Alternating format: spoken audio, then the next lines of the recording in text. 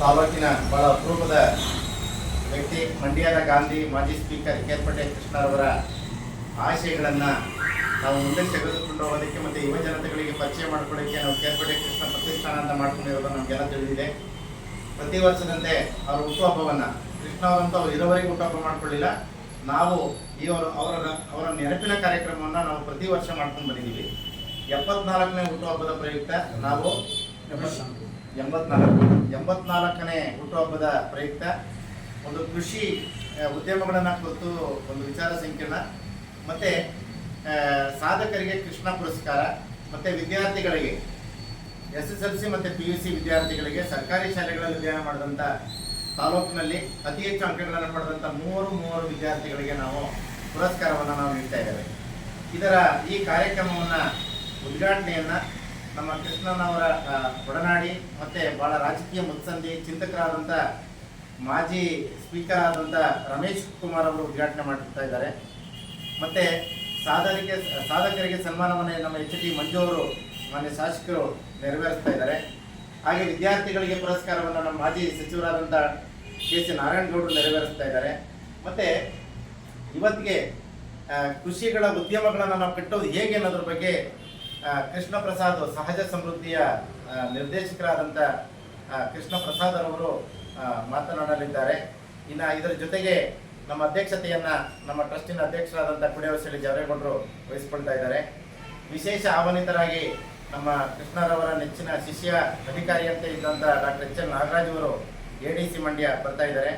ಇನ್ನು ನಮ್ಮ ಮಾಜಿ ಶಾಸಕರಾದಂಥ KB ಚಂದ್ರಶೇಖರು, B Prakash, BL Devaraj ಅವರು TFC ಅಧ್ಯಕ್ಷರು, ಮತ್ತು ಡಾಲೂರು ರವಿ ಅವರು ಮನ್ಮೂಲ್ ನಿರ್ದೇಶಕರು, ಮತ್ತು ಹಿರಿಯ ರೈತ ಮುಖಂಡರಾದಂಥ KR ಜಯರಾಮ್ ಅವರು, ಮತ್ತು ಸಮಾಜ ಸೇವಕರಾದಂಥ ಮಲ್ಲಿಕಾರ್ಜುನ್ ಅವರು ವಿಶೇಷ ಆಹ್ವಾನಿತರಾಗಿ ಇದಕ್ಕೆ ಆಹ್ವಾನಿಸ್ತಾ ಇದ್ದಾರೆ.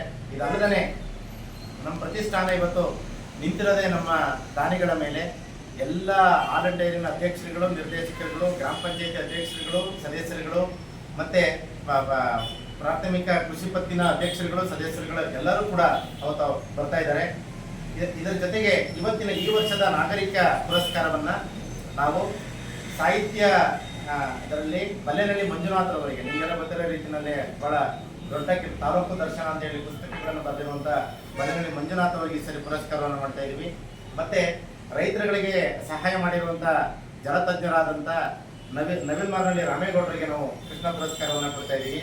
ಅದೇ ರೀತಿ ಕರ್ಪಮ್ಮ ಅಂತ ಹೇಳಿ ಪೌರ ಕಾರ್ಮಿಕರು ನಮ್ಮ ಪುರಸಭೆಯಲ್ಲಿರುವಂಥ ಅತ್ಯಂತ ಪ್ರಾಮಾಣಿಕವಾಗಿ ಸೇವೆ ಸಲ್ಲಿಸ್ತಾ ಇರೋ ಕಾರಣ ಈ ಮೂವರಿಗೆ ನಾವು ಈ ಸರಿ ಕೃಷ್ಣ ಪುರಸ್ಕಾರವನ್ನು ನಾವು ಕೊಡ್ತಾ ಇದ್ದೇವೆ. ಜೊತೆಗೆ ನಮ್ಮ ತಾಲೂಕಿನ ಮಗು ಬಹಳ ಚಿಕ್ಕ ವಯಸ್ಸಿನಲ್ಲಿಯೇ ನೇವಿ ನೌಕಾದಳದಲ್ಲಿ ಅಧಿಕಾರಿಯಾಗಿ ಆಯ್ಕೆ ಆಗಿರುವಂಥ ನಮ್ಮ ಬೂಕಳ್ಳಿ ಮಂಜು ಅವರ ಪುತ್ರನಿಗೆ ನಾವು ವಿಶೇಷ ಪುರಸ್ಕಾರವನ್ನು ಕೊಡ್ತಾ ಇದ್ದೇವೆ. ಇದರ ಜೊತೆಗೆ SSLCನಲ್ಲಿ 3 ಮಕ್ಕಳುಗಳಿಗೆ, PUCನಲ್ಲಿ 3 ಮಕ್ಕಳುಗಳಿಗೆ, ಸರ್ಕಾರಿ ಶಾಲಾ ಕಾಲೇಜುಗಳಲ್ಲಿ ಓದಿರುವಂಥ ಮಕ್ಕಳುಗಳಿಗೆ ನಾವು ಅವತ್ತು ಪುರಸ್ಕಾರವನ್ನು ನೀಡ್ತಾ ಇದ್ದೇವೆ. ದಯಮಾಡಿ ತಾಲೂಕಿನ ಎಲ್ಲ ಜನತೆ ಮತ್ತು ಕೃಷ್ಣವರ ಅಭಿಮಾನಿಗಳು, ಒಡನಾಡಿಗಳು ಬಹಳ ಅಪರೂಪದ ಈ ಕಾರ್ಯಕ್ರಮದಲ್ಲಿ ನೀವೆಲ್ಲ ಬಂದು ಭಾಗವಹಿಸಬೇಕು ಅಂತ ಹೇಳ್ತಾ ಈ ಮೂಲಕ ಕೋರ್ಕೊಳ್ತೇವೆ. ಈ ರಾಜ್ಯದಲ್ಲಿ ಅಪರೂಪ ವ್ಯಕ್ತಿತ್ವದ ರಾಜಕಾರಣ ದಿವಂಗತ ಕೃಷ್ಣರವರು ಕಾಲದಲ್ಲಿ ಈ ತಾಲೂಕಿಗೆ ಬಹಳ ಅಮೂಲ್ಯವಾದ ಕೊಡುಗೆಯನ್ನು ಕೊಟ್ಟಿದ್ದಾರೆ. ICL ಕಾರ್ಖಾನೆ ಇರ್ಬೋದು, ಇಂಜಿನಿಯರ್ ಕಾಲೇಜ್ ಇರ್ಬೋದು, ಮತ್ತು ಬೇರೆ ಬೇರೆ ಸಾಕಷ್ಟು ಸಿಕ್ಕಾಪಟ್ಟೆ ಕೆಲಸಗಳು ಮಾಡಿದ್ದಾರೆ. ಅವರ ಹೆಸರು ಸ್ಥಿರವಾಗಿ ಉಳ್ಕೋಬೇಕು, ಮುಂದಿನ ತಲೆಮಾರಿಗೆ ಅವರ ಸಜ್ಜನಿಕೆ, ಪ್ರಾಮಾಣಿಕತೆ ಮತ್ತು ದಕ್ಷ ರಾಜಕಾರಣವನ್ನು ಪರಿಚಯಿಸುವ ನಿಟ್ಟಿನಲ್ಲಿ ನಾವು ಕೇರ್ಪೇಟೆ ಕೃಷ್ಣ ಅವರ ಅಭಿಮಾನಿ ಬಳಗದ ಎಲ್ಲರೂ ಸೇರಿ ಒಂದು ಕೃಷ್ಣ ಅವರ ಕೇರ್ಪೇಟೆ ಕೃಷ್ಣ ಪ್ರತಿಷ್ಠಾನವನ್ನು ಮಾಡ್ಕೊಂಡಿದ್ದೀವಿ.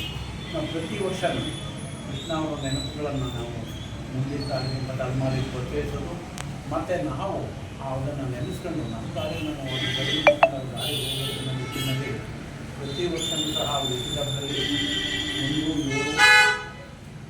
1970ರಲ್ಲಿ 40ರಲ್ಲಿ ಹುಟ್ಟಿರೋದು.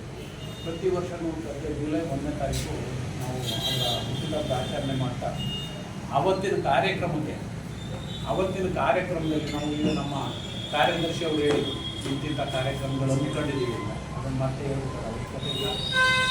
ಈ ಕಾರ್ಯಕ್ರಮದ ಮುಖ್ಯ ಅತಿಥಿಗಳಾಗಿ ರಮೇಶ್ ಕುಮಾರ್ ಅವರು, ಕರ್ನಾಟಕ ರಾಜ್ಯ ಕಂಡಂಥ ಅತ್ಯಂತ ದಕ್ಷ ವಿಧಾನಸಭಾ ಅಧ್ಯಕ್ಷರು, ಮಾಜಿ ಅಧ್ಯಕ್ಷರಾದಂಥ ರಮೇಶ್ ಕುಮಾರ್ ಅವರ ನಾಯಕ ಅವರು ಭಾಳ ಮುಖ್ಯವಾಗಿ ಅಂತ ನಾನಂತೂ ಭಾವಿಸ್ತೀನಿ.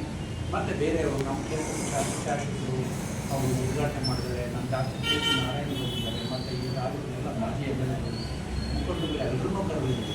ಮತ್ತು ಜಾಗ ಎಲ್ಲಿ ಮಾಡ್ತಿದ್ರಿ? ಕ್ಯಾರ್ಪೇಟೆನಲ್ಲಿ ನಮ್ಮ ದುರ್ಗಾ ರಾಮದಾಸ್ ಹೋಟೆಲ್ ಮೇಲ್ಗಡೆ 3 ಜನ ಕನ್ವೆನ್ಷನ್ ಪಾರ್ಟಿ ಹಾಲ್ ಅಲ್ಲಿ ಮಾಡ್ತಾ ಇದ್ದೀವಿ.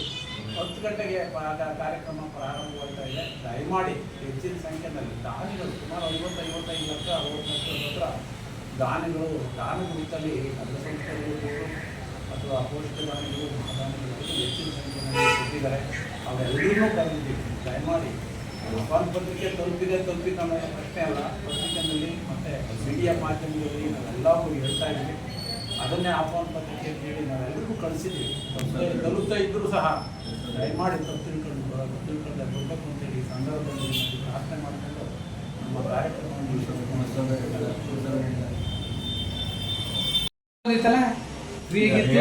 ಈಗ ಅವ್ರ ಅಭಿಪ್ರಾಯ ಮಾಡ್ಯಾರ.